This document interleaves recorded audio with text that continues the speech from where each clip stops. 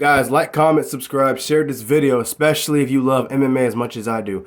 I have actually given a prediction on this fight, but I'll go ahead and do it again because fight day is this Saturday, literally this Saturday. So, Tony Ferguson versus Bobby Lee, and here's the thing.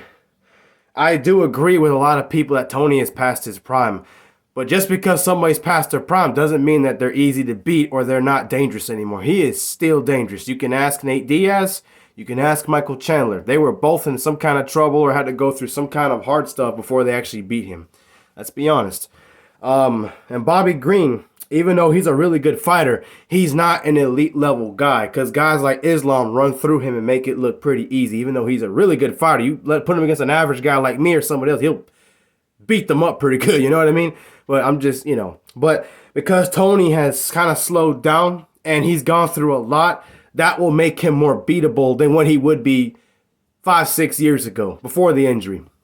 So I think Bobby is going to outstrike him on the feet for the first round, mostly the second round, because Tony has a habit. He does hit people, he goes forward, but the downside to that, and it reminds me of Max Holloway, he's always going forward and looking to hit you. He leaves himself open to getting hit so much. I think Bobby can knock him out. I don't think he's going to, and I'll tell you why. Tony understands that he has a lot to lose in this fight in terms of not just his employment, but his status as being one of the best fighters in the world. Tony is still one of the best fighters in the world.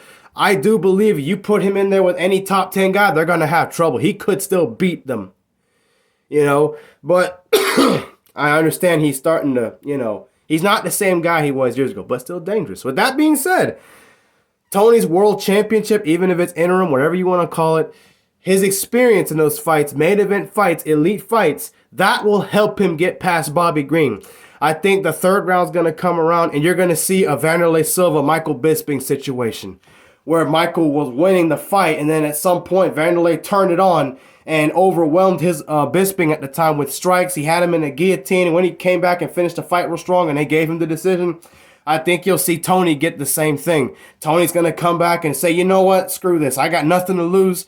I'm not winning this fight. I'm going to go out in a blaze of glory. I'm going to let him have it as much as I can because this might be the last time I ever fight in the UFC. So I'm going to go out swinging and I'm going to hurt him and do whatever I got to do. I think the third fight, Tony's going to come out with some leg kicks. He's going to throw some haymakers. He's going to land something big and knock him on his butt a few times. He'll let him stand back up and say, hey, let's go, man. I got nothing to lose. This might be my last fight. Sorry, Bobby, but you got to get it. And he's going to dominate that third round and come back and finish strong. And he'll be given a controversial split decision. I say controversial because according to the rounds, the guy that wins 2 rounds should win the fight. But Tony, and I think Dana will see it, and the UFC judges will see, you know what? This man is still good. He still can fight good. He might be able to at least put up a fight with somebody in the top 10. And maybe I can see him getting another main event or something special. Maybe even a title fight. So he beats this guy. Let me give him a rematch with Oliveira or maybe Gaethje or Poirier fight, of money fight, because he can still sell. And he can still clearly finish guys or come close to it. So you know what? Let's keep him around. He's going to put butts in seats. So I think that will be a factor in the decision. And I think, let's be honest, that's probably been a factor. So with that being said, I have Tony Ferguson winning a come-from-behind split decision victory. I think he'll overwhelm Bobby Green with his striking. I think the experience in these fights that he's had is going to be a big factor. And because he doesn't get knocked out. Now, if he gets hit, he can get knocked out. I think that's how he would lose the fight. But if it goes the distance, he's not going to go away and just let him do what he wants. He's going to come out and say, man, I got nothing to lose. I'm going to let him have everything I got if this is it. And I think that'll win him the fight.